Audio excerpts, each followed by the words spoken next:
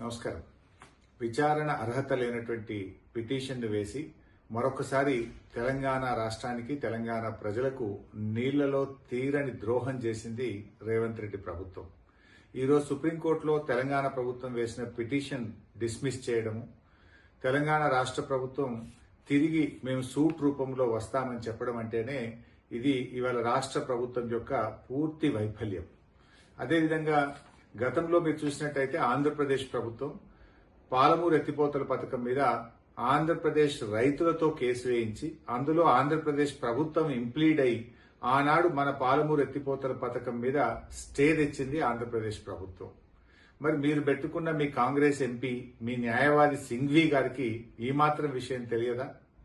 అంటే ఈరోజు మీరు కావాలని ఉద్దేశపూర్వకంగానే ఈ యొక్క బలహీనమైనటువంటి రిట్ పిటిషన్ వేసి తెలంగాణ ప్రజలకు తీవ్రమైన అన్యాయం చేశారు. ఈ మాత్రం దానికి సూటు బూటు వేసుకొని ఉత్తమ్ కుమార్ రెడ్డి గారు నీళ్ల మంత్రి ఢిల్లీ దాకా పోవాల్సిన అవసరం ఉందా? ఢిల్లీ దాకా పోయి ఏం చేసిండు ఉత్తమ్ కుమార్ రెడ్డి గారు? వేసిన రిట్ పిటిషన్ విత్డ్రా చేసుకున్నారు. విత్డ్రా చేసి సూటు వేస్తాము అన్నారు. సూట్ అంటే మనకు తెలియందా? ఆ సూటు కూడా ఆంధ్రప్రదేశ్, తెలంగాణ, మహారాష్ట్ర, కర్ణాటక 4 రాష్ట్రాల మధ్య మేము సూటు వేస్తాము అంటే అది ఇప్పట్లో అయ్యేది కాదు.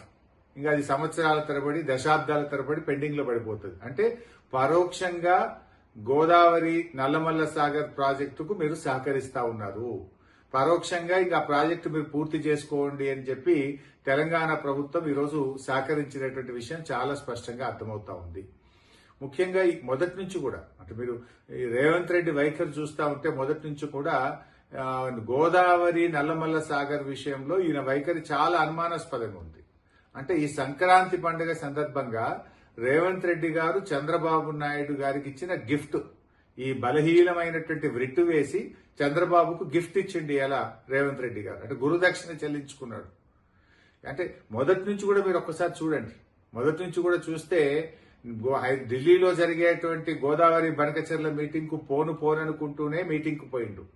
ఎజెండాలో లేదంటూనే ఆ ఎజెండాలో బనకచెర్ల మీటింగ్ తో ఉన్న ఎజెండాలో సంతకం కూడా పెట్టిండు. సంతకం పెట్టనే లేదు అని బుకాయించే ప్రయత్నం చేసిండు. అంతేకాకుండా నేను కమిటీ వెయ్యను అని చెప్పి కమిటీ కూడా వేసిండు. ఇలా సుప్రీంకోర్టుకు కూడా గోదావరి నల్లమల్ల సాగర్ టెండర్ పూర్తయ్యేదాకా, టెండర్ అవార్డు అయ్యేదాకా ఆలస్యం చేసి తర్వాత సుప్రీంకోర్టులో కేసు వేసిండు. ఇప్పుడేమైంది?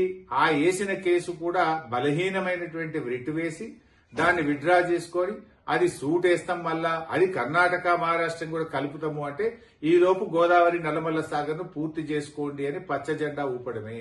ఇది తెలంగాణ ప్రజలకు తీరని ద్రోహం ఇలా కాంగ్రెస్ ప్రభుత్వం, రేవంత్ రెడ్డి ప్రభుత్వం చేస్తా ఉంది. ఈ మధ్యనే రేవంత్ రెడ్డి ఒక మాట మాట్లాడాడు, పంచాయతీలు వద్దు, కోర్టులు అసలే తిరగడం వద్దు అనేటువంటి మాటల సారాంశం ఏంటి అంటే బలహీనమైన రిట్ పిటిషన్ వేసి ఆంధ్రప్రదేశ్ కట్టుకోవడమేనా? ఇందుకోసమే మీరు కోర్టులు వద్దు, పంచాయతీలు వద్దు అని మాట్లాడిండ్రా రేవంత్ రెడ్డి గారు? అసలు ఆంధ్రప్రదేశ్ ప్రభుత్వం నాటి తెలుగుదేశం ప్రభుత్వం అయినా తర్వాత వచ్చిన జగన్ ప్రభుత్వం అయినా అసలు తెలంగాణలో అడ్డుకోని ప్రాజెక్ట్ ఏదైనా ఉందా? వాళ్ళు కేసులు వేయని ప్రాజెక్ట్ ఏదైనా ఉందా? కంప్లైంట్ వేయని ప్రాజెక్ట్ ఏదైనా ఉందా? కేసీఆర్ గారు ఎంతో వ్యూహాత్మకంగా ఆయన అటు కాళేశ్వరాన్ని పూర్తి చేసి అనేక 8 ప్రాజెక్టులకు టీఏసీ క్లియరెన్సులు తెచ్చి ఇవాళ ప్రాజెక్టులు నిర్మించింది కేసీఆర్ గారు. కానీ ఇవాళ మీరు ఒకవైపు పాలమూరుకు అనుమతులు లేరు, ఇంకొక వైపు పోలవరం బనకచెర్లకు ఆంధ్రప్రదేశ్ కు పరోక్షంగా మీరు సహకరిస్తా ఉన్నారు. ఇది తెలంగాణ ప్రజలకు శాశ్వతంగా రేవంత్ రెడ్డి ప్రభుత్వం చేస్తున్నటువంటి తీరని ద్రోహం. తెలంగాణ సాధించిన బీఆర్ఎస్ పార్టీ నీ అన్యాయాన్ని సహించదు. తెలంగాణకు అన్యాయం జరిగితే ఎంత మాత్రం ఊరుకోదు. తప్పకుండా ప్రజా పోరాటం చేస్తాం. ప్రజాక్షేత్రంలో నీ యొక్క ద్రోహాన్ని ఎండగడతాం. ప్రజా ఉద్యమాల ద్వారా నీ ప్రభుత్వం మీద ఒత్తిడి తీసుకొస్తాం.